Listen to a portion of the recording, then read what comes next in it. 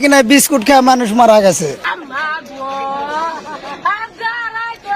দর্শক শ্রোতা, আপন দুই বোন বিস্কিট খেয়ে দুনিয়া থেকে বিদায় নিয়েছে। হ্যাঁ দর্শক শ্রোতা, আপনি আপনার সন্তানকে কি খাওয়াচ্ছেন এই ভিডিওটা মনোযোগ সহকারে দেখুন, আপনি ভয়ে আঁতকে উঠবেন। হ্যাঁ দর্শক শ্রোতা, গতকালকে দুই বোন পাশের বাড়ির দোকান থেকে একটি বিস্কিট কিনেছে। দুই বোন, একজনের বয়স হচ্ছে 8 মাস, আরেকজনের বয়স হচ্ছে 6 বছর। তারা দু বোন মিলে বিস্কিট খেয়েছিল। বিস্কিট খাওয়ার সাথে সাথে তারা অসুস্থ হয়ে পড়ে, বমি এবং পাতলা পায়খানা শুরু হয়।